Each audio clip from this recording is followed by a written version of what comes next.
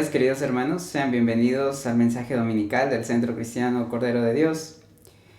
Esta vez estaremos estudiando el libro de Primera de Juan. Primera de Juan forma parte de los 5 libros del Nuevo Testamento escritos por el apóstol Juan. La carta no identifica a iglesia, lugar o individuo específico a quien fue enviada. Por ello forma parte de las epístolas generales. Dentro de la carta no se encuentra evidencias claras para fechar con exactitud la carta, pero lo más probable es que Juan compuso esta obra en la última parte del primer siglo. Esto se basa principalmente en el tipo de lenguaje que utiliza, las herejías que combate, que son los principios de los gnósticos, y por el hecho de que no hay mención alguna de persecución cristiana. Basándose en todo esto, los eruditos fechan que entre el 90 al 95 después de Cristo fue escrita Primera de Juan. Es muy probable que fue escrita desde Éfeso a las iglesias de Asia Menor, sobre las cuales Juan desempeñaba liderazgo apostólico. Los falsos maestros se habían levantado dentro de las filas mismas de la iglesia y comenzaron a infectar a la iglesia con falsa doctrina. Estos falsos maestros promovían nuevas ideas, las cuales finalmente llegaron a conocerse como gnosticismo. Algunos afirmaban que el cuerpo físico de Jesús no era real, sino solo parecía ser físico. También afirmaban que el pecado cometido en el cuerpo no tenía relación o efecto en el espíritu de la persona. Esto llevó a algunos a concluir que el pecado cometido en el cuerpo físico no importaba. Contra estas herejías es que Juan escribe: el día de hoy estudiaremos la verdadera comunión del creyente. El pasaje que hoy estudiaremos lo encontramos en el primer capítulo de Primera de Juan. Dice así: lo que era desde el principio, lo que hemos oído, lo que hemos visto con nuestros ojos, lo que hemos contemplado y palparon nuestras manos tocantes al verbo de vida, porque la vida fue manifestada y la hemos visto, y testificamos y os anunciamos la vida eterna, la cual estaba con el Padre y se nos manifestó. Lo que hemos visto y oído, eso os anunciamos, para que también vosotros tengáis comunión con nosotros. Y nuestra comunión verdaderamente es con el Padre y con su Hijo Jesucristo. Estas cosas os escribimos para que vuestro gozo sea cumplido. Este es el mensaje que hemos oído de Él, y os anunciamos: Dios es luz y no hay ningunas tinieblas en Él. Si decimos que tenemos comunión con Él y andamos en tinieblas, mentimos y no practicamos la verdad. Pero si andamos en luz, como Él está en luz, tenemos comunión unos con otros, y la sangre de Jesucristo, su Hijo, nos limpia de todo pecado. Si decimos que no tenemos pecado, nos engañamos a nosotros mismos y la verdad no está en nosotros. Si confesamos nuestros pecados, Él es fiel y justo para perdonar nuestros pecados y limpiarnos de toda maldad. Si decimos que no hemos pecado, le hacemos a Él mentiroso y su palabra no está en nosotros. Oremos, queridos hermanos. Mi Dios, gracias, Padre, por este tiempo, Señor, de estudiar tu palabra. Gracias, Señor, por un nuevo año, Señor, que tú nos permites vivir bajo tu misericordia, Padre. Sobre todo, Señor, te ruego que tú bendigas este tiempo, Señor, que tú nos des de tu sabiduría, Señor, para poder entender la verdad, Señor, que nos dejaste, Señor, en la Biblia. Te pido que bendigas este tiempo a cada una de las personas que van a escuchar tu palabra, Señor bendito, y que, Señor, podamos aprender de qué se trata realmente la comunión del creyente. Gracias, Padre, por todo este tiempo, en el nombre de Cristo Jesús. Amén. Para un mejor estudio del pasaje lo he dividido en 2 puntos que responderán a la siguiente pregunta: ¿de qué se trata la verdadera comunión del creyente? Punto 1. Recibir el mensaje de Cristo. Versículos 1 al 4. Lo que era desde el principio, lo que hemos oído, lo que hemos visto con nuestros ojos, lo que hemos contemplado y palparon nuestras manos tocante al verbo de vida, porque la vida fue manifestada y la hemos visto, y testificamos y os anunciamos la vida eterna, la cual estaba con el Padre y se nos manifestó. Lo que hemos visto y oído, eso os anunciamos, para que también vosotros tengáis comunión con nosotros, y nuestra comunión verdaderamente es con el Padre y con su Hijo Jesucristo. Estas cosas os escribimos para que vuestro gozo sea cumplido. Juan inicia el capítulo 1 con los primeros 4 versículos, enfocándose en la base doctrinal para una verdadera comunión del creyente, la cual se fundamenta en la persona de Cristo. El versículo 1 empieza con la frase "lo que era desde el principio", la cual indica el inicio de la predicación del Evangelio. Con esta frase Juan señala que el mensaje acerca de Cristo se ha mantenido durante el tiempo y no ha tenido ningún cambio. Después enfatiza en la realidad de su humanidad por el hecho de que los apóstoles le habían oído, lo vieron con sus ojos, lo contemplaron y lo palparon realmente con sus manos. El verbo de vida, es decir, Cristo, no fue una mera ilusión pasajera, sino una verdadera persona en un cuerpo de carne. En el versículo 2 y 3, Juan recalca por medio de la repetición de estos términos, como hemos visto, testificamos, anunciamos, la autoridad de su experiencia personal como testigo ocular de la vida de Jesús. Esa reiteración hace recordar a sus lectores que su testimonio personal refuta a los falsos maestros que se jactaban con arrogancia acerca de Cristo, a quien nunca habían visto ni conocido. Cuando expresa la frase que estaba junto al Padre, habla de la eternidad de Cristo, en su gloria previa a la encarnación. Los apóstoles no mantuvieron esta maravillosa noticia como un secreto. Se dieron cuenta de que la base de toda comunión se encuentra en la predicación del Evangelio. Por ello, declararon de manera abierta este mensaje. Todos los que reciben el testimonio de los apóstoles tienen comunión con el Padre y con su Hijo Jesucristo, y también con los apóstoles y los demás creyentes. El objetivo final de todo esto era para generar gozo en los creyentes, ya que con la proclamación del Evangelio se genera el compañerismo y comunión en la vida eterna, y esto a su vez produce gozo en el camino hacia la vida eterna.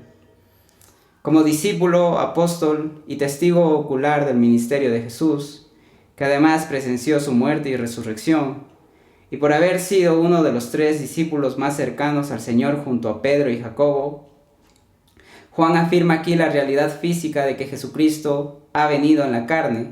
De este modo, Juan acentuó la gravedad de toda enseñanza falsa y se enfocó de inmediato en una afirmación rotunda de la realidad histórica de la humanidad de Jesús y la certeza del Evangelio. Aunque los falsos maestros afirmaban creer en Cristo, su negación de la naturaleza tanto humana como divina de Cristo demostraba su falta de salvación genuina. ¿De qué se trata la verdadera comunión del creyente? Punto 2. Andando en luz, versículos 5 al 10. Este es el mensaje que hemos oído de Él y os anunciamos. Dios es luz y no hay ninguna tinieblas en Él. Si decimos que tenemos comunión con Él y andamos en tinieblas, mentimos y no practicamos la verdad. Pero si andamos en luz, como Él está en luz, tenemos comunión unos con otros, y la sangre de Jesucristo su Hijo nos limpia de todo pecado. Si decimos que no tenemos pecado, nos engañamos a nosotros mismos, y la verdad no está en nosotros. Si confesamos nuestros pecados, Él es fiel y justo para perdonar nuestros pecados y limpiarnos de toda maldad. Si decimos que no hemos pecado, le hacemos a Él mentiroso y su palabra no está en nosotros. El mensaje que Juan y los demás apóstoles predicaron provino de Dios y no de los hombres. Su enseñanza era que Dios es luz y no hay tinieblas en Él. Con esto se refería a que Dios es absolutamente santo, absolutamente justo y absolutamente puro. Dios no puede mirar con favor a ninguna forma de pecado. Para que alguien pueda tener comunión con Dios, no puede haber ninguna ocultación de pecado. La luz y las tinieblas no pueden existir simultáneamente en la vida de una persona. Si alguien anda en tinieblas, no está en comunión con Dios. Alguien que dice que tiene comunión con Él y anda habitualmente en tinieblas, nunca ha sido realmente salvo. Un verdadero creyente tiene por hábito andar en la luz y no en tinieblas, puesto que quienes andan en la luz participan del carácter de Dios. Ellos llegan a caracterizarse por su santidad, y esto indica que su comunión con Él es genuina. Un cristiano auténtico no anda en tinieblas, sino solo en la luz, y su manera de vivir también resulta en constante arrepentimiento del pecado, y asimismo el Señor le limpia de los mismos. Juan afirma que el que niega que es pecador se autoengaña, y eso es una muestra de que no han recibido verdadera salvación.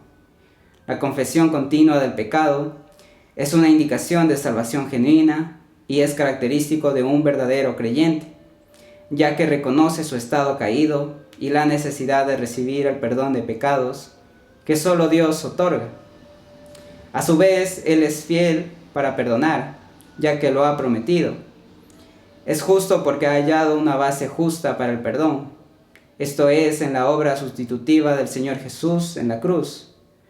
Y no solo garantiza a Él el perdón, sino también el limpiarnos de toda iniquidad.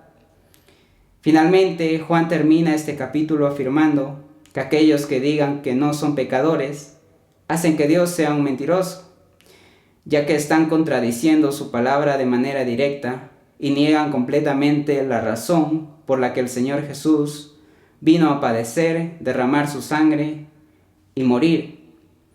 Es de esta forma que el apóstol Juan ataca la herejía de que el pecado cometido no afecta al espíritu de la persona. De esta manera contradice a quienes, basados en esta enseñanza, daban desenfreno a sus deseos carnales y decían ser creyentes.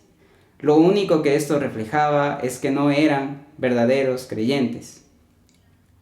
Queridos hermanos, la verdadera comunión del creyente tiene como base el mensaje de Cristo, el cual fue predicado por los apóstoles, y ahora, gracias a ellos como siervos de Dios, es que lo tenemos a nuestro alcance. Por ello animo a cada uno a estudiar las Escrituras. En ella tenemos la verdad que nos hará libres de cualquier engaño del enemigo. Cualquier falsa doctrina, falso maestro, será puesto a la luz por las Escrituras. Por eso la necesidad de conocer a profundidad lo que dice la Biblia, porque tanto en los tiempos de Juan como ahora existe falsa doctrina y falsos maestros. Por eso es necesario estar capacitados para reconocerlos y a su vez que ese mensaje no dañe la verdad que Dios nos ha dado. El mensaje de salvación es Jesús, quien vino en forma humana y a su vez era Dios, vivió, murió y resucitó, y ahora por medio de su sacrificio es que somos salvos. Esta es la verdad desde el principio hasta el final, que nunca ha cambiado. Por esta verdad es que tanto usted como yo ahora somos salvos. Nuestro destino cambió de muerte a vida, y ahora gozamos de la seguridad que el enemigo ya ha sido derrotado por Cristo en la cruz. Este es el mensaje que debemos transmitir a quienes aún no lo conocen. Esa es nuestra misión encomendada por nuestro Señor. Debemos cuidarnos de no aumentar ni quitar nada a este mensaje, porque estaremos dando un mensaje alterado y estaremos cayendo en el mismo error de los falsos maestros en los tiempos de Juan. Este pasaje también nos enseña que Dios es luz, justo, santo, puro. En Él no hay lugar para el pecado, porque su esencia va en contra del mismo. A su vez nosotros como sus hijos debemos reflejar ese mismo carácter. Es cierto que somos pecadores, y si no fuera por Cristo y su sacrificio, nosotros no gozaríamos del privilegio de ser salvos. Es solo por medio de su justicia que podemos ser declarados justos ante Dios. Pero eso no quita que vivamos aún bajo esta naturaleza pecaminosa, por lo que habrá momentos en que pecaremos, y por ello estamos en la necesidad de vivir una vida de constante arrepentimiento por los pecados cometidos, y solo Dios por medio de Cristo es que seremos perdonados, y a su vez purificados y limpiados de toda maldad. Cuidado con tener ese pensamiento incorrecto de que ahora ya no pecamos, porque estamos yendo en contra de la verdad y hacemos que Dios sea mentiroso. La verdadera comunión del creyente se basa en Cristo como el medio para nuestra salvación y a su vez de vivir reflejando el carácter de Dios como seres de luz que viven en santidad y en constante confesión de pecados para que seamos limpiados por Dios. Para quienes aún no han recibido la salvación y el perdón de pecados, están a tiempo para acercarse a Dios y recibir este regalo que solo por medio de Cristo lo logramos. Él vino a la tierra dejando su lugar como Dios para encarnarse como un ser igual a nosotros. Murió por los pecados de toda la humanidad y resucitó derrotando al enemigo. Solo por medio de Cristo es que su destino cambiará de muerte a vida. Por esto extiendo mi invitación para que reciban esta gracia que Dios pone a su disposición. Dios es puro, santo, justo, y mientras no recibamos la justicia que solo Cristo otorga, jamás podrá reflejar esas características. No hay forma que por medio de sus fuerzas pueda hacer algo para lograr esto. Sus obras y su forma de actuar jamás podrán agradar a Dios. Es solo en la persona de Cristo que usted podrá dejar la vida de pecado y muerte en la que se encuentra. Es por medio de Él que usted podrá cambiar su forma de actuar a una vida en santidad. Y recuerde que si peca, solo con confesarlo y arrepentirse, Él le perdona, lo limpia y lo purifica. Que el Señor les bendiga, queridos hermanos.